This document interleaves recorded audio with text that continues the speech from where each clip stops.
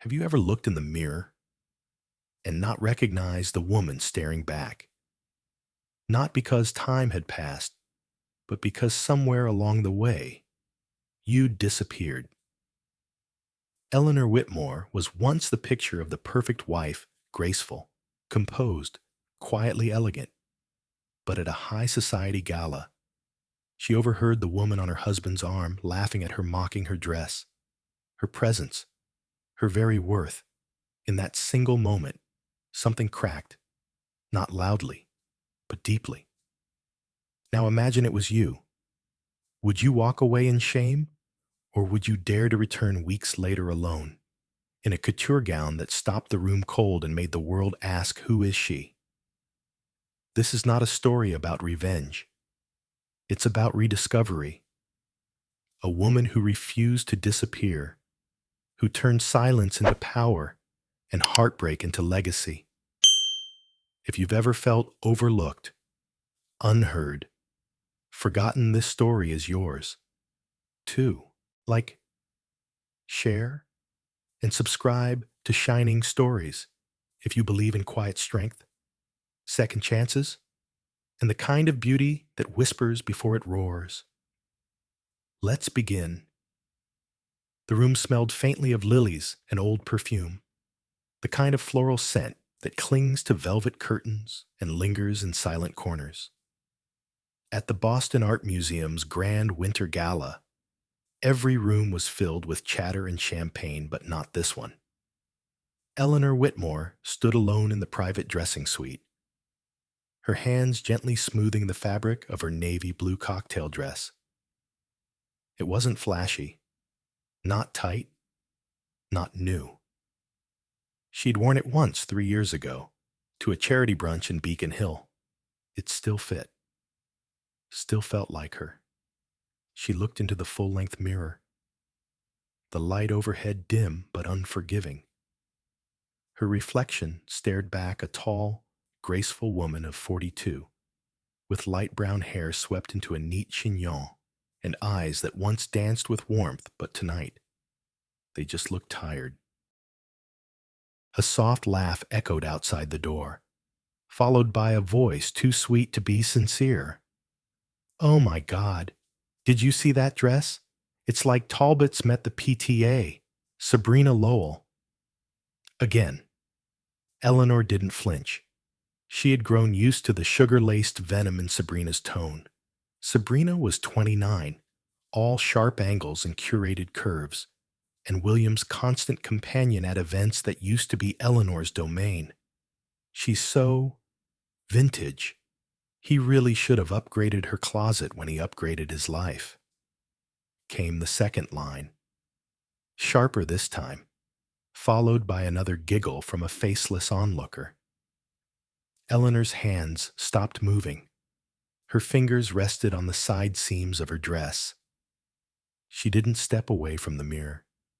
She just stared, not at her reflection, but beyond it, at the crack that had formed near the top right corner. Barely visible unless you were looking closely. A small, jagged line, like something had been dropped or struck. That's what it felt like, too. Something inside her had been dropped years ago. Not shattered all at once, but chipped. A little each day. She thought of William, her husband of 17 years, standing somewhere out there in the museum's grand atrium.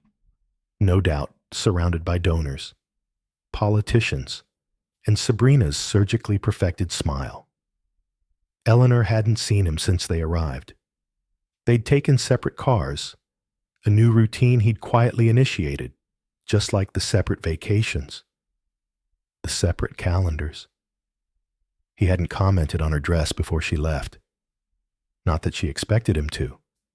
He hadn't noticed her in months, maybe longer. A soft knock on the door. Mrs. Whitmore. It was the event coordinator. "They're starting the donor recognition speech in 5. "Thank you," Eleanor replied, her voice calm, measured. She turned once more to the mirror and tucked a loose strand of hair behind her ear. Her movements were careful, practiced, the kind a woman develops after years of being watched but not seen.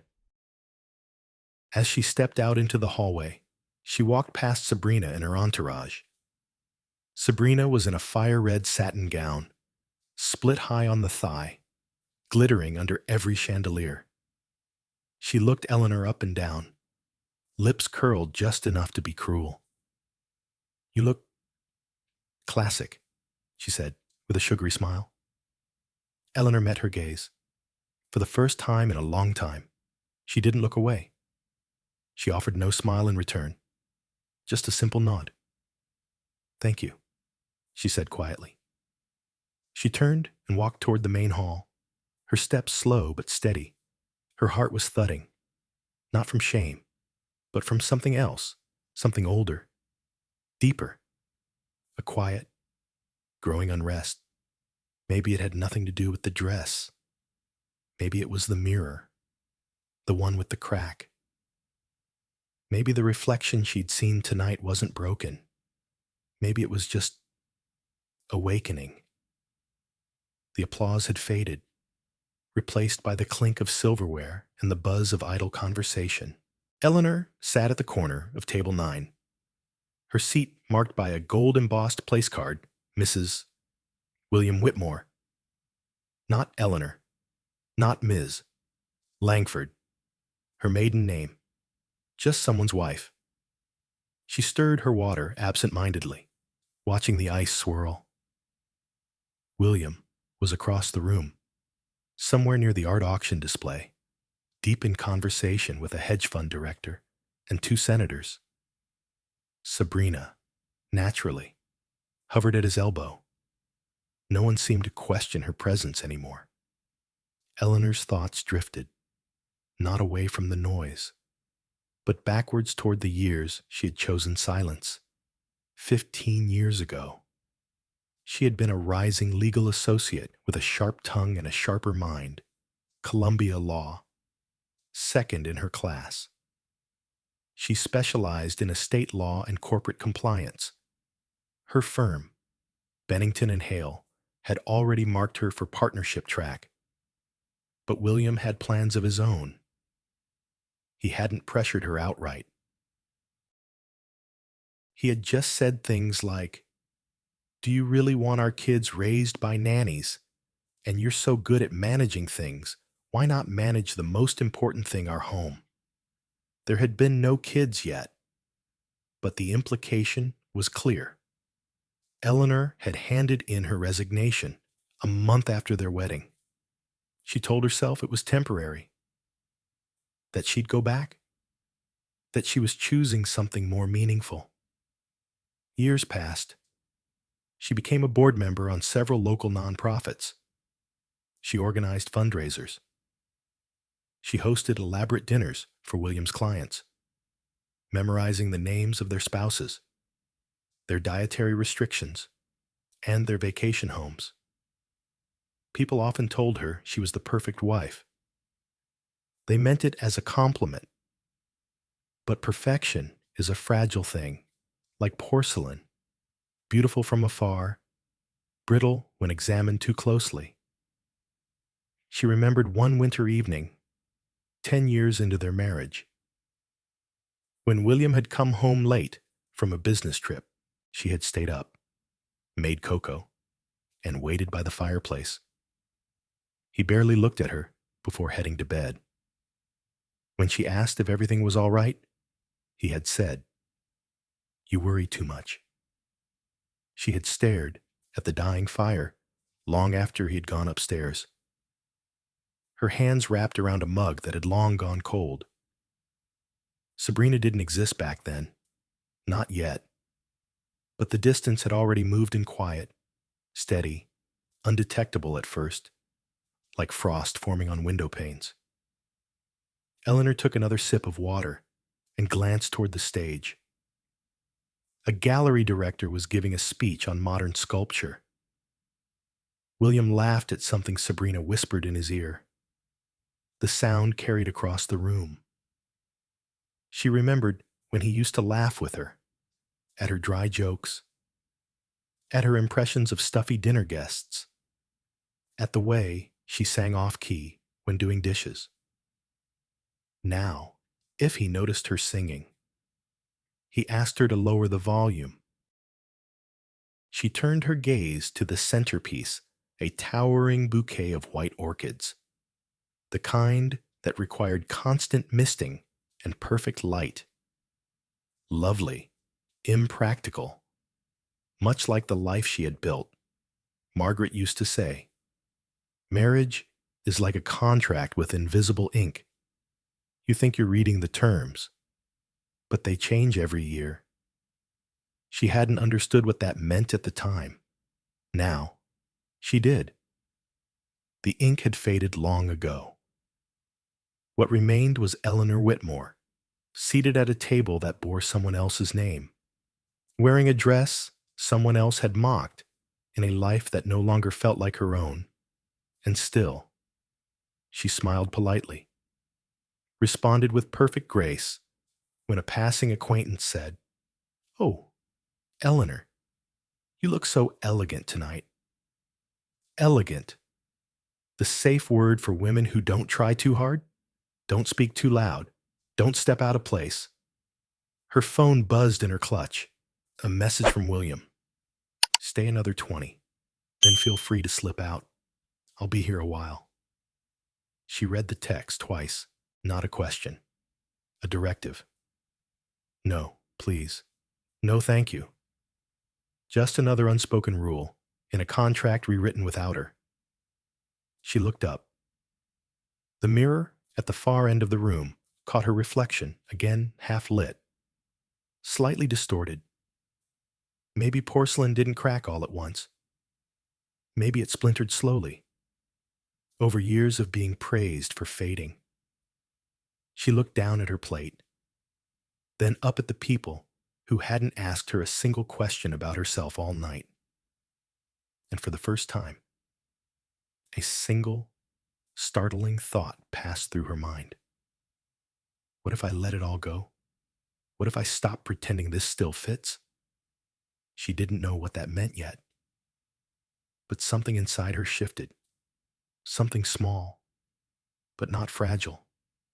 Not anymore. The sidewalks along the Charles River were nearly deserted. A light dusting of snow covered the brick path, and the street lamps cast golden halos over the empty benches. Eleanor walked slowly, her heels crunching lightly with each step, the cold biting at her cheeks. She hadn't gone home after the gala. William had stayed behind, naturally.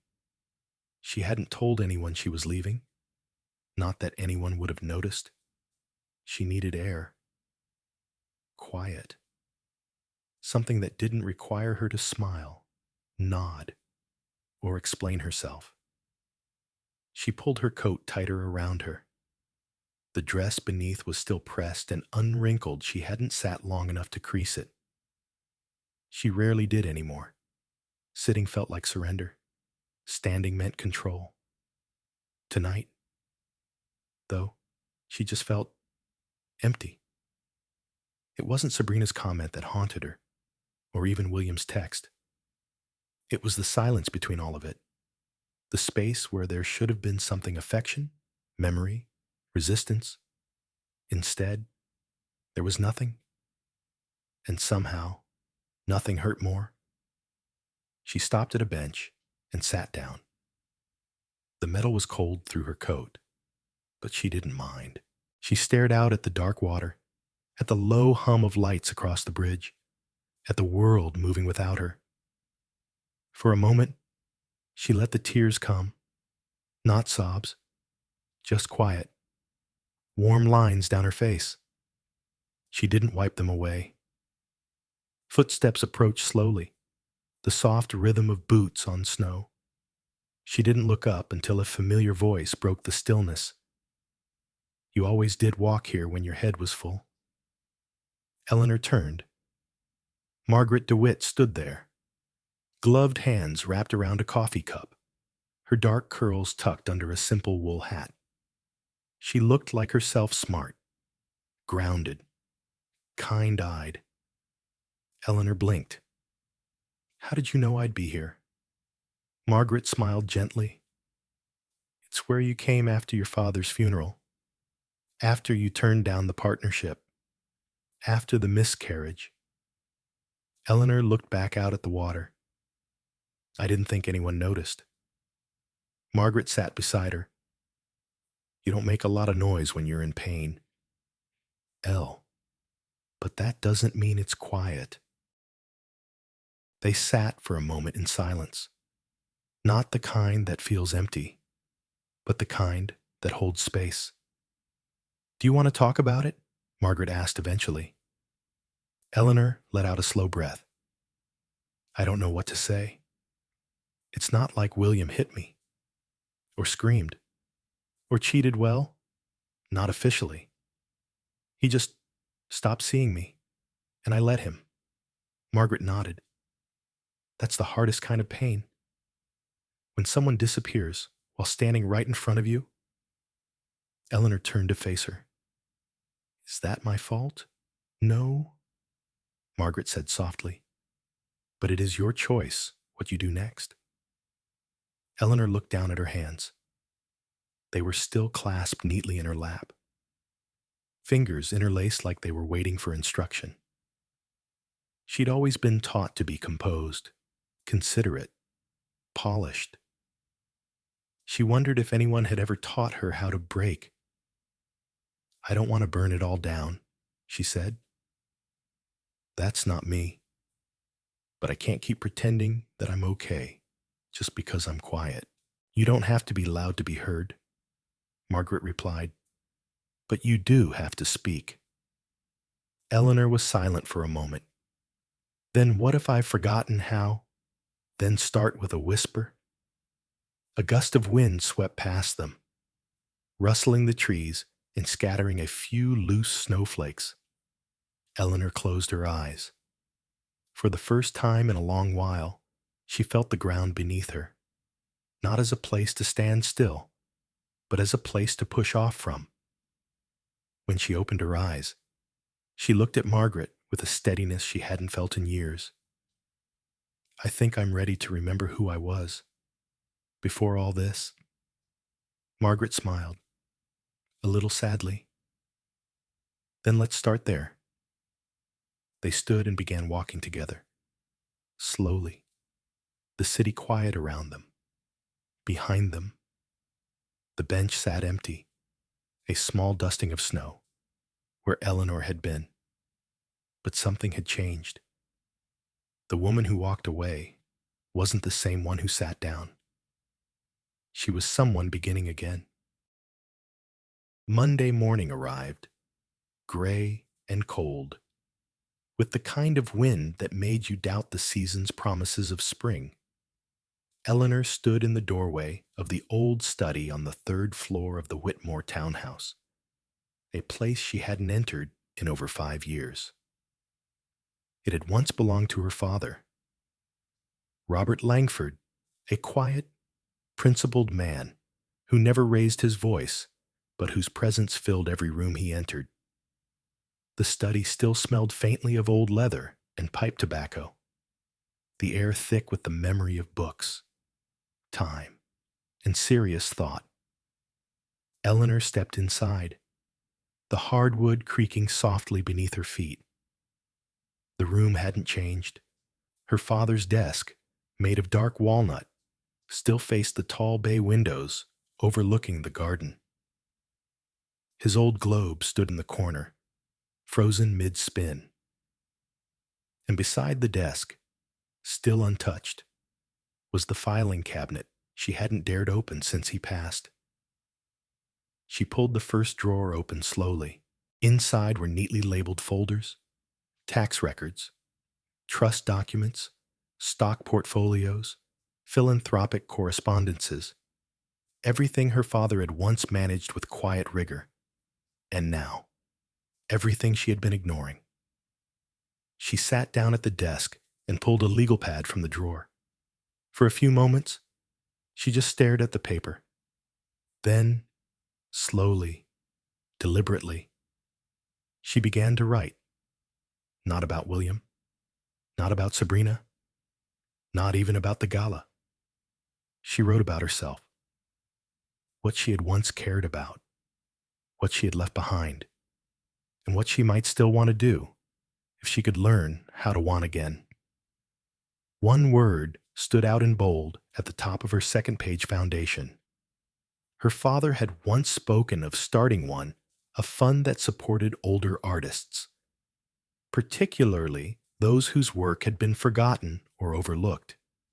He believed art was the soul of a culture, and that a society who neglected its aging artists was one losing touch with its own memory. He never got around to launching it. Life happened. Illness. Then William's business exploded, and Eleanor's time became spoken for. But the spark had been planted long ago. And now, sitting in this room, surrounded by her father's quiet legacy, Eleanor realized maybe the best way to find herself again wasn't to start over. Maybe it was to pick up where someone she loved had left off. She opened her laptop. 2 hours later, she was staring at a spreadsheet of her personal holdings trusts from her parents. Real estate in Cape Cod, she had forgotten, was even in her name, and a surprising number of shares in Whitmore real estate that hadn't been touched in years. Her financial advisor had sent statements regularly, but she'd stopped reading them. William had always said, "Don't worry about the numbers. I've got that covered." But now, she needed to see the numbers.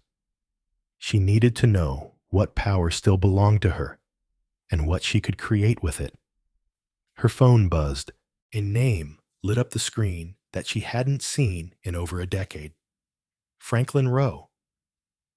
She had sent him an email earlier that morning, not expecting a response so quickly. Franklin had been her father's closest confidant and financial advisor. After her father passed, they lost touch. William had insisted they hire new blood to manage their expanding portfolio. But Eleanor remembered Franklin as a man who listened, who asked questions before answering, who spoke slowly and always brought a fountain pen to meetings. Eleanor Langford. Franklin's voice came warm and familiar through the phone. "It's been a long time." "Yes," she said, her voice steady but soft. "Too long." They talked for almost an hour. Eleanor explained her thoughts, tentative at first, then clearer as Franklin gently guided the conversation. "I'm not looking for revenge," she said at one point. "This isn't about proving anything to William or anyone else. I want to build something that matters. Something with my name on it. Something with purpose." "You want to build a legacy," Franklin said. "Not one you were given, but one you choose." Eleanor felt tears sting her eyes, not from pain, from recognition. By the end of the call, Franklin agreed to help, discreetly, thoroughly, like he always did. She hung up and opened her contacts again. One more name sat at the bottom of her list, a name she hadn't dialed since her mother passed. Lucien Armand, world-renowned couturier, based in Paris, known for his silence, his soul, and his refusal to dress anyone he didn't personally admire. He had adored Eleanor's mother, had called her the woman who taught silence to shine. Her fingers hovered over the screen. Then she pressed call. The ringtone was short, European, efficient. He answered on the second chime. "Armand Atelier. Lucien. It's Eleanor. Eleanor Langford Whitmore." A pause, then a warm intake of breath. "Ma chère," he said softly. "It has been too long." "I need something," she said. but not just a dress. I need a beginning. I need to be seen again, and I want to start with what I wear. Lucien didn't hesitate. I will come to Boston, he said. Tell me when. As she ended the call, Eleanor leaned back in her chair, her heart beating with something unfamiliar. Purpose. For the first time in years, she wasn't waiting for life to happen to her. She was making it happen. The atelier smelled like cedar and steam. A quiet hum of fabric presses and whispered French phrases threading through the air. Lucien Armand stood near the window of Eleanor's guest suite, now transformed into a temporary design studio. Sunlight filtered through gauzy white curtains, casting his silver-streaked hair in gold. Eleanor stood in front of a mirror in a plain black slip, arms outstretched as Lucien measured her waist. Still a Langford silhouette? He muttered approvingly, the tape brushing softly across her ribcage. Classic, unyielding. But there is softness beneath. Eleanor smiled faintly. You always see poetry in measurements. Lucien grinned. Darling, couture is architecture for the soul. The room was scattered with sketches, dozens of designs, some ethereal, others regal, a few almost mythic. Eleanor had reviewed them all. One had made her pause. A deep midnight gown, almost black, with hand-embroidered constellations tumbling down one shoulder. When she touched the paper, her fingers had trembled. This one, she had said. And Lucien had only nodded, as if he had known all along. It would take weeks. The beadwork alone would be done by hand, each stitch representing an hour of silence reborn as light. The silk was flown in from Lyon, spun from a limited collection dyed with crushed indigo and a hint of obsidian ash so dark it captured light instead of reflecting it. Who is this dress for one of Lucien's assistants? Had asked softly during a break. Eleanor had answered, without hesitation, a woman who was quiet for too long.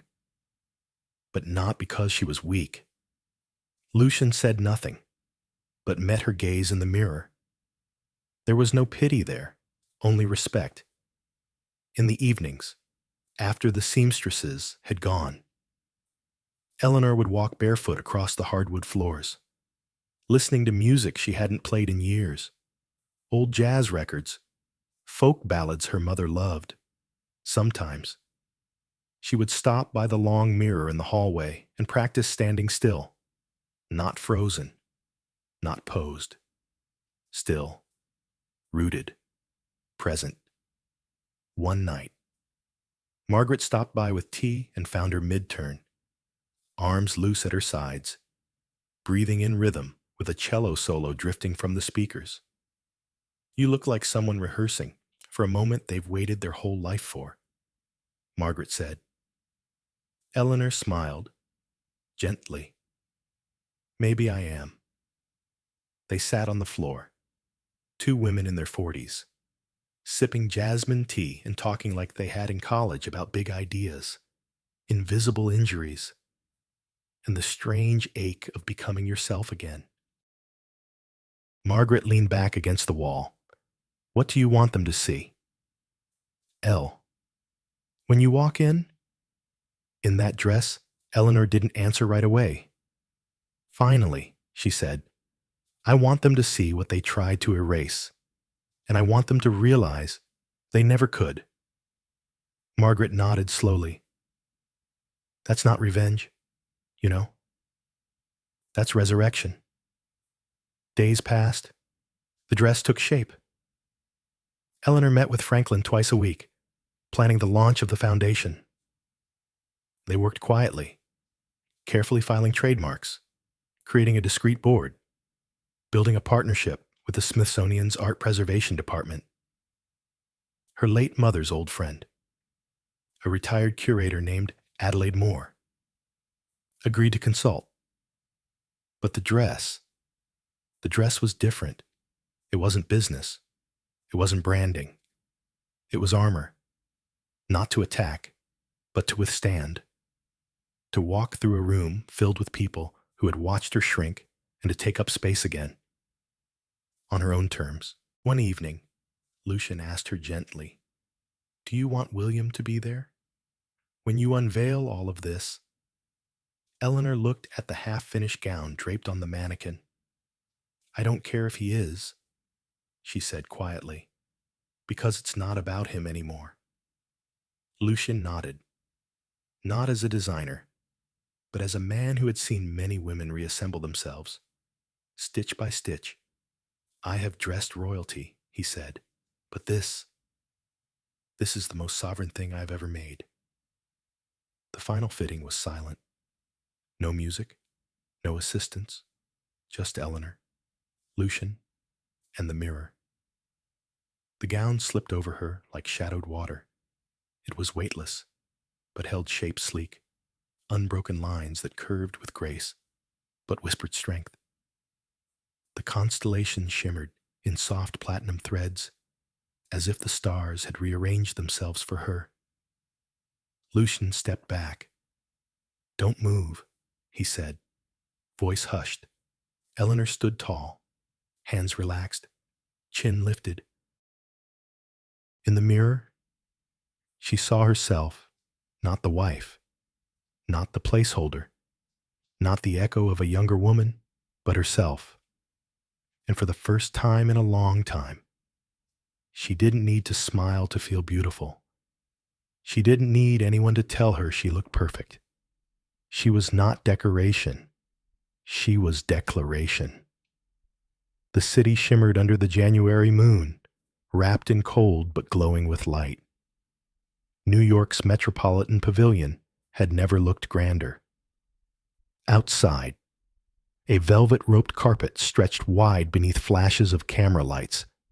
As the Winter Lights Gala, one of the most photographed events of the season, unfolded like a scene from a dream. The wind was sharp, but the arrivals were bold celebrities, CEOs, senators, the kind of night where diamonds caught headlines and silk carried whispers. William Whitmore arrived early. Of course, his tuxedo was Tom Ford, crisp and classic, on his arm. Sabrina Lowell glittered in silver sequins, her neckline dangerously low and her laugh just a touch too loud. They posed for photographers, who called out William's name, then hers. She leaned into him, camera ready, eyes sharp beneath false lashes. Inside, William was a man holding court. The press hovered, investors approached. Sabrina floated like a satellite, smiling, sipping, shimmering. He had no idea that the spotlight was already shifting. Across the city, a black town car pulled up quietly in front of the venue. No entourage, no announcement. Inside sat Eleanor Whitmore. She wore no diamonds, no loud colors, just the midnight gown Lucien had created. The silk seemed to absorb the light, turning it into something else, something deeper. The platinum constellation embroidery caught the light gently, like distant stars blinking in reverence. Her hair was swept up in a regal twist, exposing the elegant line of her neck. A single pair of vintage diamond earrings, the only thing she had kept from her mother's wedding box, glinted like captured memory. She stepped out of the car, alone. The sound was subtle at first, just a murmur near the base of the stairs. But then came the flash. Dozens, hundreds. The photographers turned as one. The energy shifted like a sudden gust. Their voices rose in tandem. "Eleanor, over here, Mrs. Whitmore, what are you wearing? Is that Lucien Armand?" Eleanor did not rush. She didn't look startled. She walked slowly, deliberately, her hands at her sides, her eyes forward, her presence undeniable. Inside the gala, William paused mid-conversation. brows furrowing at the sudden change in noise. "What's going on out there?" he muttered. Someone replied, "Your wife just arrived." He turned toward the entry and froze. For a moment, he couldn't breathe. Eleanor stood at the top of the stairs, framed in light. The woman he saw wasn't the quiet, predictable wife he'd ignored for years. She was a vision. No, she was a statement. And she wasn't looking for him. At the top of the carpet, Serena Miles, a senior writer from Vogue, stepped forward, her voice gentle but eager. "Eleanor, you look breathtaking," she said. "Lucien hasn't dressed an American in nearly 6 years. How did this happen?" Eleanor smiled calmly. "Lucien is an old family friend. This piece is a collaboration, a reflection of both our roots. It's more than fashion. It's about identity, memory, presence." Serena's eyes lit up. "And is it true what we've heard that you're launching a foundation?" Eleanor nodded. "I'm proud to announce tonight," she said clearly, "the establishment of the Whitmore Foundation for Arts in Aging Communities. It's a project close to my heart. We're partnering with the Smithsonian to fund the preservation and visibility of senior artists, many of whom have been creating quietly, brilliantly, for decades without recognition." A murmur swept through the gathered press. Cameras clicked faster. Then, the twist no one saw coming. From the side stepped 3 unexpected figures: Franklin Rowe, Adelaide Moore, and most stunningly, Lucien Armand himself. Lucien offered Eleanor his arm, a rare public gesture from the famously reclusive designer. "She is not just a client," he said softly into a mic. "She is the canvas and the story inside the gala." William's world tipped. One of his key investors excused himself to greet Franklin. Another gestured toward Eleanor with raised brows and an impressed nod. Sabrina blinked, visibly rattled. "Why is she doing interviews?" she hissed. "This isn't even about her." But it was. William suddenly felt like a guest at an event he used to host. When Eleanor finally entered the main ballroom, conversations paused. People turned, not because she demanded attention, but because she owned the moment. Later that night, after the speeches, after the toasts, after the flurry of photos and questions and quiet congratulations, Eleanor stood by the tall windows overlooking the city. She didn't need to seek William out. He found her. "Eleanor," he said, his voice quieter than she'd expected. She turned slowly. Her gaze was steady, not cold, not smug, just finished. "You never mentioned the foundation," he said. "You never asked," she replied. He looked at her dress, at the quiet storm she had become, at the room she now belonged to more than he did. "This is a lot," he said. Eleanor nodded. "It's not everything, but it's a beginning." And with that, she walked away, not to make a point, but because she could. The gala continued, but something fundamental had shifted. Eleanor had returned to her table, seated beside Lucien and Adelaide, their quiet laughter mixing with the hum of admiration from nearby guests. Across the ballroom, William sat frozen beside Sabrina, his champagne untouched, his face paler than usual. He was still watching Eleanor, not out of love, not even jealousy, but confusion. For the first time in years, he didn't understand the woman he once called his. Sabrina leaned in, her voice hushed and sharp. "What is going on?" William blinked. "What do you mean she's everywhere?" "Will, people are whispering. They're not even looking at us anymore. She glanced around, her grip tightening on her crystal flute. Why didn't you tell me she was planning? All this William said nothing. He hadn't known. He truly hadn't. All this time, he had assumed Eleanor was drifting safely irrelevant, quietly decorative. The kind of woman who would never fight for the spotlight because she didn't need it. He never thought she'd build her own. Now she had. And she'd done it without a single dramatic confrontation, without threats, tears, or ultimatums. He looked down at his glass. The bubbles frozen mid-rise. The noise of the room rang around him, but he heard none of it. His world, so carefully curated, so confidently composed, was no longer centered around him.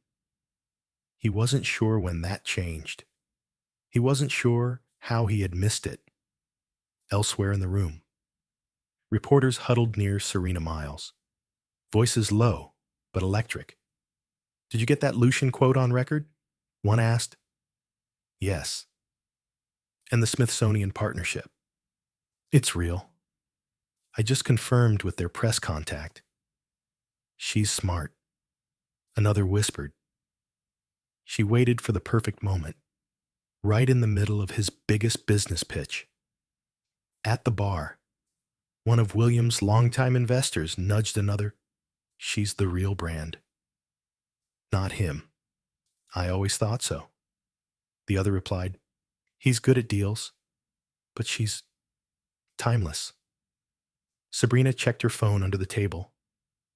Her feed, usually a cascade of likes and gushing comments, was unusually quiet. A few of her recent photos, Maldives, branded jewelry. Her unbothered hashtag had started receiving something else. Snide remarks, criticism. One even said, "Read the room." Sabrina. She quickly posted a new story her in the bathroom mirror, pouting in her couture gown. The caption, "The real muse of the night. No filter needed." Within minutes, the comments trickled in. "You tried." But she won. Desperation's not a good look. She threw her phone into her clutch, her face flushed. "How dare she steal my moment?" she hissed. William turned to her slowly, his voice flat. "It was never yours." Sabrina stared at him, stunned. "Excuse me." "She didn't steal anything," he said. "She built it." For the first time, he saw the truth not as a businessman calculating risk, but as a man watching something slip through his fingers. Eleanor hadn't come to compete. She had come to claim. Later that night, William tried to regain control. He approached one of the gala's major donors, hoping to steer the conversation back to the development project he was brokering in Manhattan. The donor smiled politely, then said, "I'll be speaking with Eleanor's team this week. Her foundation aligns beautifully with our community arts initiatives. Tell her congratulations for me." William nodded numbly. By the time he returned to Sabrina's side, she was already halfway to the door, coat in hand, eyes glassy with rage. "I'm leaving," she snapped. "This whole thing is humiliating." He didn't try to stop her. He just watched her go. And for the first time, he didn't feel regret. He felt exposed. Eleanor, meanwhile, was outside on the balcony, looking out at the city below. Lucien joined her, handing her a glass of sparkling water. "You were magnificent," he said. She gave a quiet smile. "It wasn't for them." "I know," Lucien said. "But they needed to see it." Eleanor sipped slowly, the night air cool against her skin. For a brief moment, she allowed herself to close her eyes. Not to escape, but to absorb. She had not come to be noticed. She had come to exist fully, and now she had. The morning light in Boston was soft, pale gold, filtering through the tall windows of the Whitmore Foundation's temporary office on Beacon Hill. Sunlight dusted Eleanor's desk stacks of documents, folders embossed with the Smithsonian seal, and her midnight blue sketch of the gala gown framed on the wall. It was a quiet space, but a powerful one. William entered, unannounced, wearing the same suit from gala night. His presence bounced against the calm. "Eleanor," he said, voice calm but tight. "We need to talk." She looked up from reviewing grant proposals. Her eyes met his. Not an invitation, but not a shut door either. "I'm listening," she said. He cleared his throat, then tried to speak of business investors, New York developments, strategy, but she interrupted gently. "When was the last time you listened without checking your phone?" He blinked. She hadn't asked him to fall in love again, just to be present. He closed his mouth, but found no answer. Eleanor stood, walked around the desk, and motioned to a sketchboard showing her gala dress and foundation logo. "This is not a show," she said softly. "It's a starting point." William stared, as if seeing it for the first time. The foundation name glowed in black and gold lettering. Beneath it, the tagline, "Honoring the Unseen." "It's beautiful," he said haltingly. "It's necessary," she replied. "One evening, on a red carpet, doesn't make a legacy, but this could, if you let it." He shifted, uncomfortable. "And me. You're welcome to be part of it, but only if you can view me as partner, not accessory." His throat tightened. He nodded slowly. Outside, Eleanor had a meeting scheduled with the foundation's first grantees, 3 artists in their 70s, chosen by Adelaide Moore. The plan was to launch an exhibition in 3 months. The silence in the gallery was holy paintings made of memory, sculptures of reclaimed metal, photographs chronicling lives lived fully.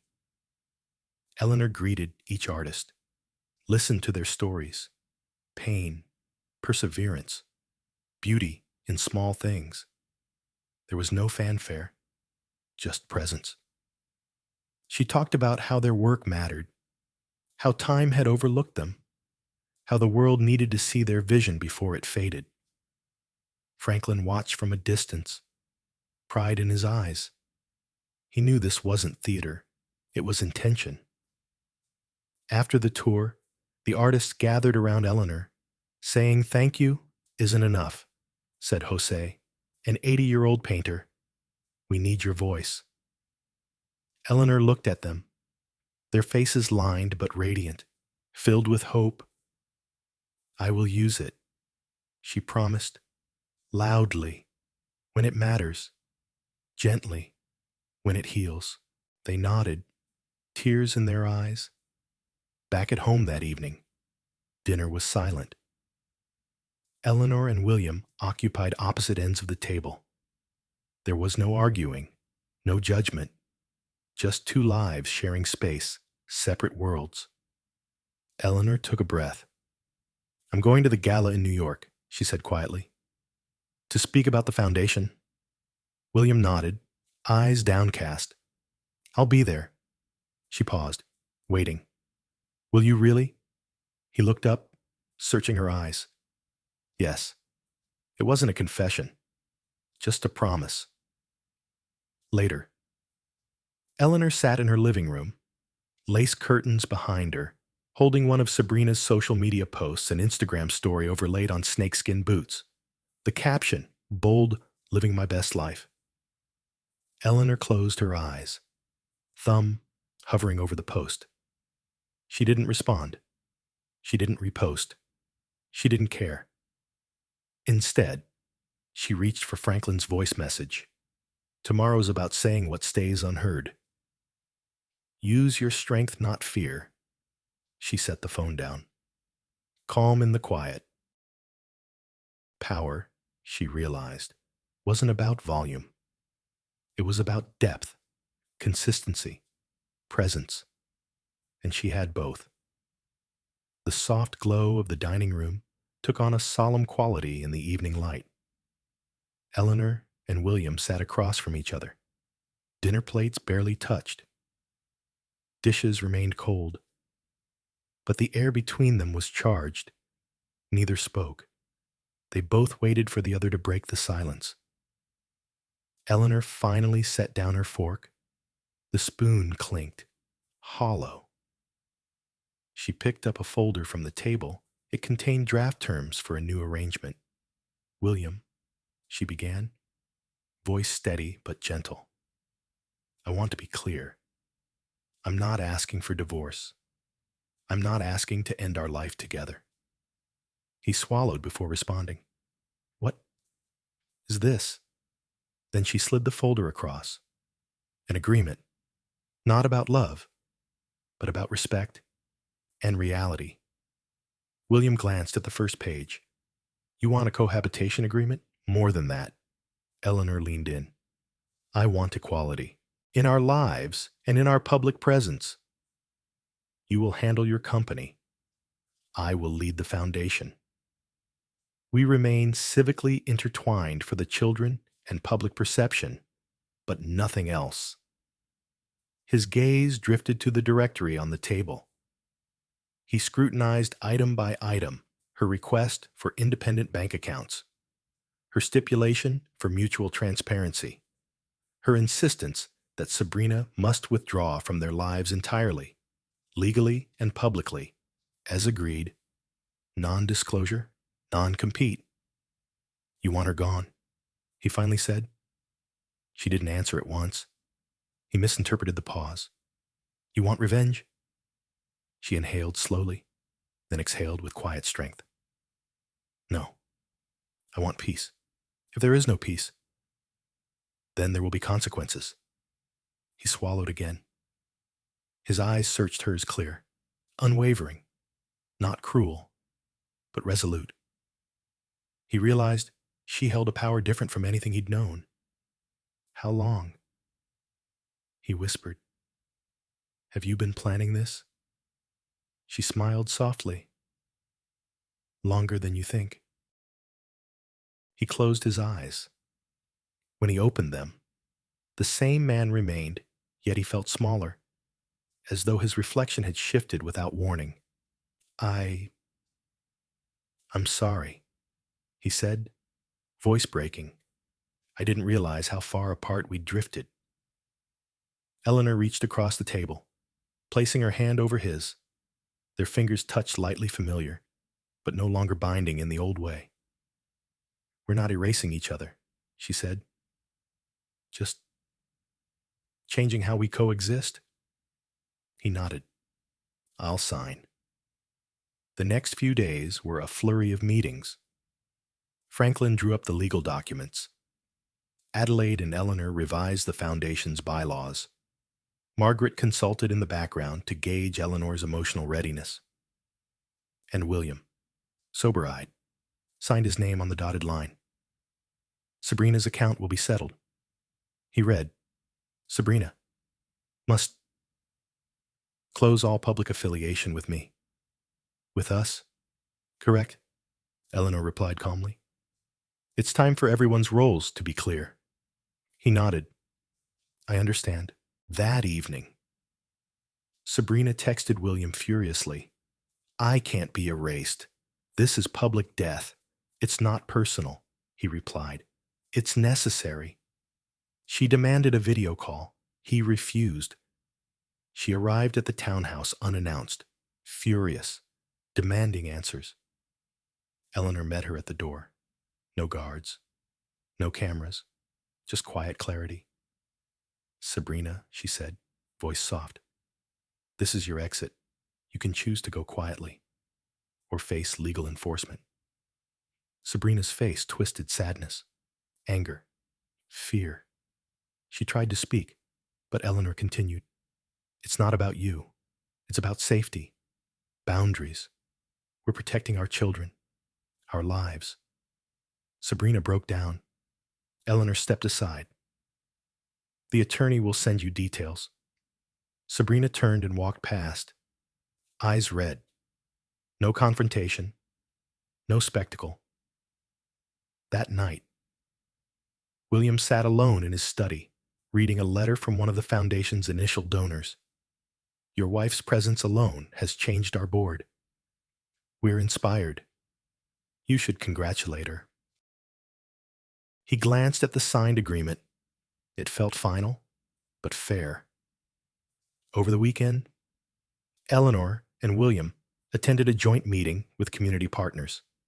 They stood side by side, silent but equal to public figures united in purpose, separate in identity. Afterward, William pulled Eleanor aside. I want you to know. I see you, he whispered. Really see you. Eleanor looked at him, surprised by sincerity. Thank you. He squeezed her arm, without words necessary between them. The auditorium lights dimmed as the TEDx Cambridge stage stood ready. A single spotlight illuminated a glass lectern with the logo, TEDx, glowing softly in the center. Eleanor Whitmore stepped forward, dressed not in couture, but in a tailored deep blue suit, subtle, confident, and approachable. Her hair was swept back simply, the constellation embroidery from her gala evening absent, but her presence undiminished. She paused, letting the audience settle. She did not need opening fanfare. Her calm drew attention. She placed her notebook on the lectern, cleared her throat, and began. 5 years ago, I stood in a room where I felt invisible. I was married, respected, yet unseen. I was the porcelain wife everyone admired, until I vanished from view. Her voice was steady, warm, honest. She told her story briefly, a public humiliation, a cold silence, the wreckage of unspoken expectations. She described the cracked mirror in Boston, the night she realized she had faded into someone else's world. She paused, scanning the faces in the audience, women, men, older, younger. She continued, but I did not break. I built. She spoke of the gala night when she walked on alone in couture, not for drama, but as declaration. The moment I stepped out of that car, it wasn't about anyone else. It was about me finding the courage to be seen. There were no gasps, no applause, just reverent silence. Each person leaned closer. She shared the birth of the Whitmore Foundation for Arts and Aging Communities, framed as both personal reclamation and societal action. She recited Adelaide's words, "Art is the memory of who we once were and who we can still become." Then came her biggest insight. Power isn't always loud. It isn't always public. Sometimes it's a quiet voice that says, I exist, and then makes certain the world sees it. She closed her notebook, letting the words breathe. We live in a world that values the shiny. We chase relevance like currency, but real relevance, the kind that whispers, changes minds, heals souls, is built on depth, not decibels. In the audience, women nodded, some with tears. Men shifted forward, pens in hand. A young woman in the front row smiled, recognition in her eyes. Eleanor paused a moment before her final words. Tonight, we stand together, not as silent witnesses, but as voices. Not as people who vanished, but as people who chose to return. Not because we needed to prove anything, but because we needed to remember our worth. The applause came slowly. It built soft at first, then steady, then rising to a joyful roar. Eleanor stood motionless, letting it wash over her, unafraid. When it ended, she smiled and stepped back, exiting the stage without fanfare. Outside the auditorium, William waited by the exit door. His posture was straight but relaxed. When Eleanor stepped into the hallway, he offered a bouquet of white orchids mirrors of the ones from their first gala years ago. He said quietly, "You were perfect." She accepted the flowers, examining them. "This isn't perfection," she replied softly.